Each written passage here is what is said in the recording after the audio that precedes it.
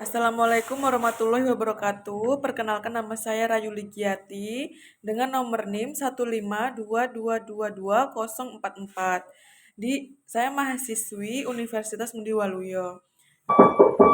Assalamualaikum. Salam. Silakan masuk, Bu. Silakan dulu. Dulu ya, satu pintunya dulu.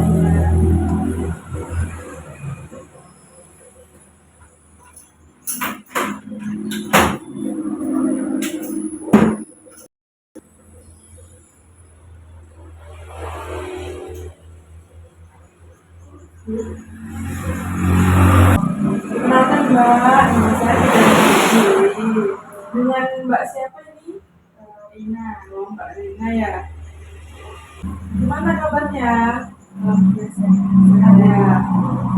Ini datangnya cuma sendiri. Oh, ini katanya yang mau menikah itu ya? Iya. Oh iya. Kok sendiri datangnya? Yang calon laki-lakinya kemana?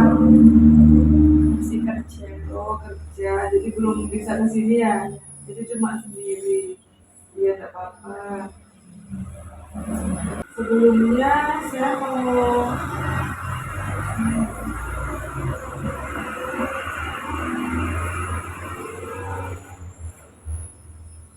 Sebelumnya saya mau tanya tentang identitas mbaknya dulu ya.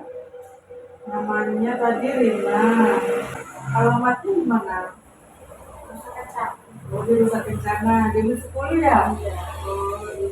Terus kalau umurnya sekarang berapa? 25. 25 tahun. Kalau calon suami umurnya berapa? 26. Sejauh ini apakah ada masalah atau keluhan yang dialami sebelum acara pernikahan nanti, atau ada keluhan tentang alat reproduksi kayak di rahim atau apa begitu, ada keluhan atau enggak? Enggak ada. Oh, enggak ada ya. Sebelumnya Mbak pernah mendengar tentang kesehatan reproduksi? Belum pernah ya. Nah, sebelum mbaknya nanti menikah, mbak itu harus mengetahui dulu tentang apa itu kayak kesehatan reproduksi pada mbak dan calon suami. Nah, sebelum melakukan pernikahan, biasanya calon pengantin itu akan diberi kayak konseling tentang pranikah. Sebelumnya sudah tahu tentang alat reproduksi pada calon pengantin pria dan wanita? Belum ya Mbak ya. Jadi saya jelaskan di sini eh, konseling kesehatan reproduksi dan seksual calon pengantin sebelum sebelum menikah itu yang pertama pernikahan. Kalau pernikahan Mbak tahu pernikahan itu apa? Tahunya cuma kayak pesta gitu ya. Nah, di sini pernikahan itu adalah ikatan lahir batin antara seorang pria dengan wanita sebagai suami istri dengan tujuan membentuk keluarga atau rumah tangga yang bahagia dan kekal berdasarkan ketuhanan yang Maha Esa. Jadi pernikahan itu seperti Mbak kan, Mbak dengan calon suaminya Mbak itu ada ikatan lahir dan batin, dan itu berdasarkan ketuhanan yang Maha Esa. Nah, itu untuk pengertian pernikahan, Mbak ya. Terus selain itu persiapan pernikahan. Nah, di persiapan pernikahan ini Mbak dan calon suami itu harus siap kesehatan fisik, kesehatan mental, spiritual, dan finansial. Finansial itu kayak biaya, materi. Nah, itu. Jadi semuanya itu harus sudah siap sebelum pernikahan. Yang kedua itu hak reproduksi dan seksual. Di sini hak itu untuk agar Mbak dan suami Mbak itu mendapatkan standar tertinggi kesehatan reproduksi dan seksual. Terus yang kedua, hak untuk membuat keputusan yang berkenan dengan kebebasan reproduksi yang bebas dari paksaan, diskriminasi, dan kekerasan. Terus yang ketiga itu hak untuk bebas memutuskan jumlah dan jarak kelahiran anak-anak, serta hak untuk memperoleh informasi sekaligus sarannya. Terus yang keempat itu hak untuk mendapatkan kepuasan dan keamanan hubungan dalam hubungan seksual. Nah, kemudian sebelum menikah itu kan pasti ada kayak konseling reproduksi bagi calon pengantin pria dan calon pengantin wanita. Nah, di sini ada contoh alat reproduksi wanita, Mbak ya. Nah, ini gambar rahim. Ini alat reproduksi wanita. Alat reproduksi wanita ini semua. Di sini ada indung telur, ini ada tuba, ini ada rahim, dan ini ada vagina. Nah, di sini fungsi dari vagina itu yaitu sebagai saluran yang menghubungkan lingkungan luar dengan rahim sekaligus tempat mengalirnya darah menstruasi dan keluarnya bayi. Jadi darah menstruasi dan keluarnya bayi itu keluarnya dari vagina ini, Mbak ya. Nah, terus serviks ini yang ini mulut rahim.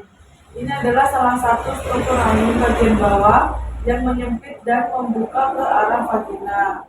Kemudian saluran telur. Nah, ini saluran telur. Dia ini fungsinya untuk membawa sel telur dari indung telur ini menuju ke rahim. Nah, pada saluran telur inilah biasa terjadi fertilisasi atau pembuahan. Jadi pertemuan antara sperma dan telur itu kadang di saluran telur ini, Mbak ya. Biasanya disebutnya tuba. Nah, kemudian rahim. Ini rahim. Rahim ini adalah tempat berkembangnya janin. Nah, di sini. Kemudian kalau untuk organ reproduksi laki-laki, nah ini gambar alat reproduksi laki-laki. Di sini ada kantong kencing, di sini ada penis. Kemudian ini ada skrotum.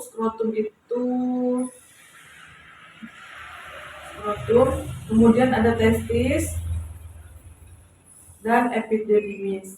Nah, untuk penis ini memiliki fungsi sebagai saluran sekaligus tempat untuk keluarnya sperma. Kemudian skrotum ini berperan untuk menjaga suhu testis. Nah, terus yang testisnya ini berperan untuk memproduksi sperma dan hormon testosteron. Kemudian epididymis, yaitu tempat untuk penyimpanan sperma sementara. Nah, jadi ini alat reproduksi perempuan dan ini alat reproduksi laki-laki. Dari sini kita sudah paham ya tentang alat reproduksi laki-laki dan perempuan. Sudah. Kemudian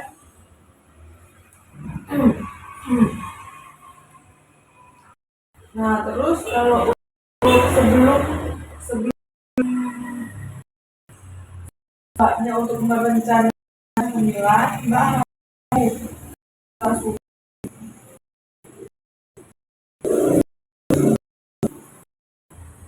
harus tahu tentang masa subur,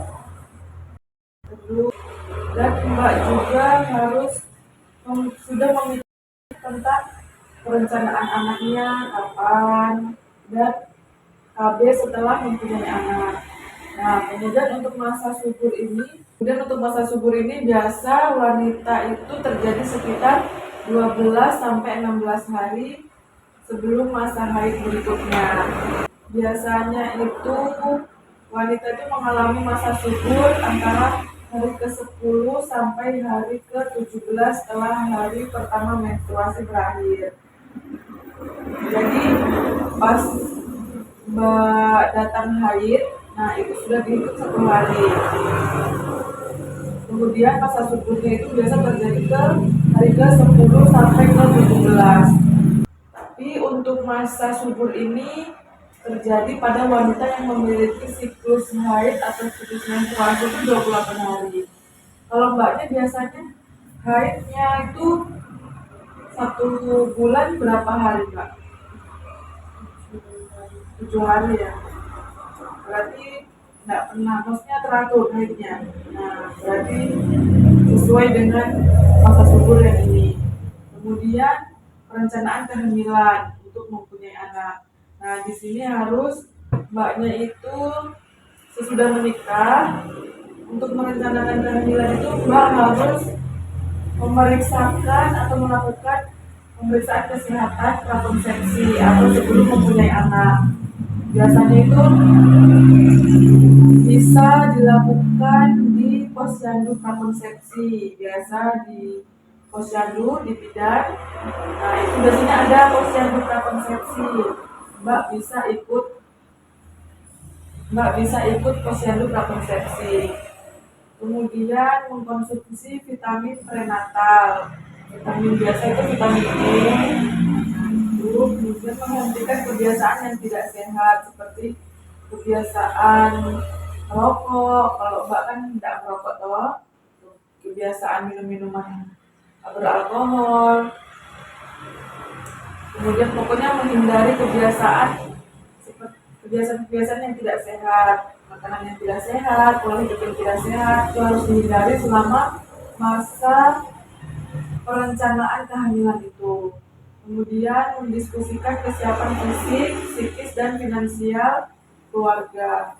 Jadi pada saat ingin merencanakan kehamilan, mbaknya harus memikirkan memang tentang kesiapan fisik, psikis, dan finansial kepada keluarga dan suami nanti. Nah, kalau mbaknya sebelum kalau mbaknya sesudah menikah belum mau hamil, boleh ber-KB.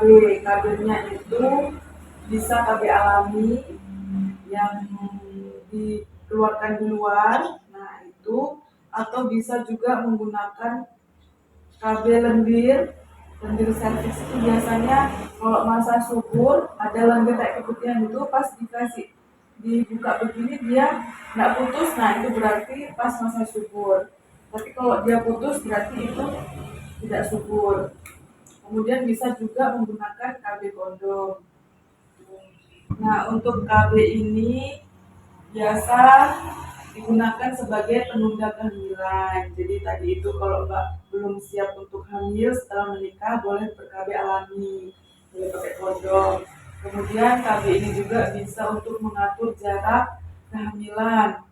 Jadi setelah Mbak punya anak, bisa pakai KB untuk menentukan jarak kehamilan berikutnya. Kemudian hentikan dan kehamilan buat peran ibu dan keluarga. Dan tentang kehidupan seksual suami dan istri. Di sini kehidupan seksual sehat dan aman itu harus diperhatikan. Jadi bukan hanya sebatas kontak fisik saja, namun bisa memberikan efek positif bagi kehidupan suami istri. Antara lain yang diperhatikan itu seperti kualitas saat berhubungan. Jadi sama-sama mendapatkan kepuasan dan saling berinisiatif. Kemudian yang kedua itu rutin berhubungan, tapi tidak terlalu sering, kayak seperti dua kali seperti satu kali 2 hari, dalam 2 hari itu bisa 1 kali berhubungan, atau dalam 1 minggu itu 3 atau 4 kali boleh. Terus dalam berhubungan seksual itu juga suami istri harus memperhatikan norma dan etika dalam berhubungan. Jadi berhubungan yang sewajarnya saja.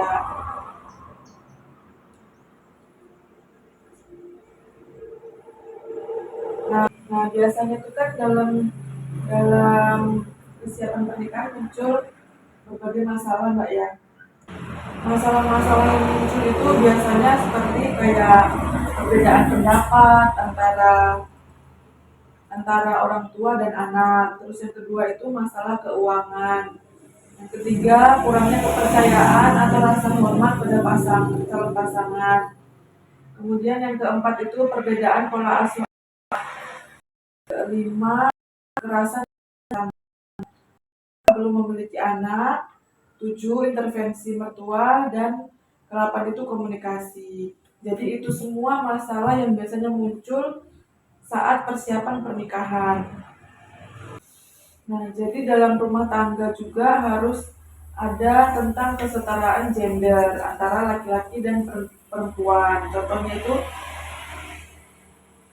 kesetaraan gender dalam cinta kasih. Jadi kebersamaan suami istri dalam menerapkan suasana penuh cinta kasih. Menggalang kerjasama yang baik, melandasi rasa saling mengasihi, menghormati dan saling membutuhkan. Kemudian yang kedua itu bentuk kesetaraan gender dalam perlindungan. Kebersamaan suami istri dalam melindungi anak-anaknya, baik anak laki-laki maupun anak perempuan dengan cara yang sesuai dengan perkembangan biologis dan perkembangan psikologisnya. Nah, yang ketiga itu bentuk kesetaraan gender dalam keagamaan. Biasanya itu kesetaraan ini ditandai dengan kebersamaan suami istri dalam mengembangkan kehidupan keluarga yang menghayati, memahami, dan melaksanakan nilai-nilai agama dengan penuh iman dan takwa kepada Tuhan Yang Maha Esa. Nah, bentuk kesetaraan gender yang terakhir itu yaitu dalam sosial, memberikan kesempatan kepada pasangan atau seluruh keluarga untuk mengembangkan dan menanamkan nilai-nilai luhur budaya bangsa dan beraneka ragam dalam satu kesatuan. Nah, itu bentuk kesetaraan gender dalam rumah tangga. Nah, dari yang saya jelaskan tadi, ada yang itu sudah paham, mbaknya sudah paham.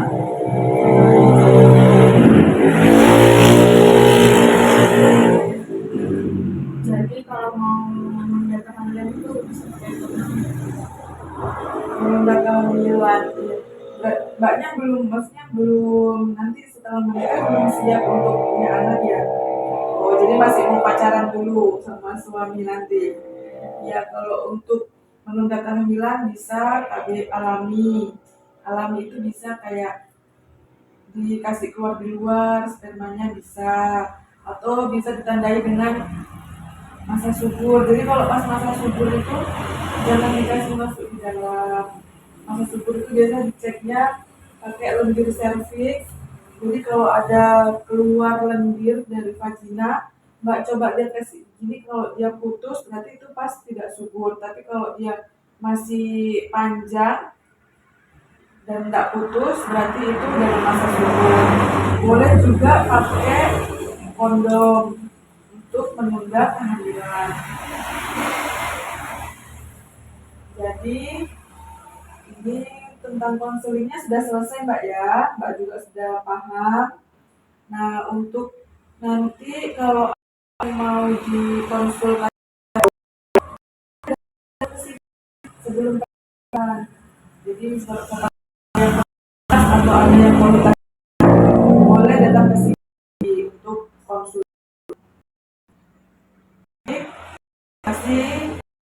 kehadirannya karena sudah mau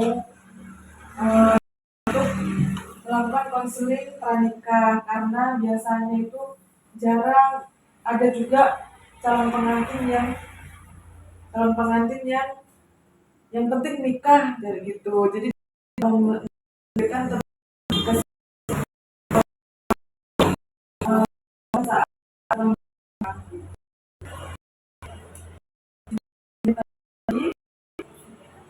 paham nggak ya? Terima kasih Bu Budak atas konsultasinya. Oh iya, sama-sama. Saya mau pamit. Oh iya, mau pulang Mbak ya. Terima kasih Mbak ya.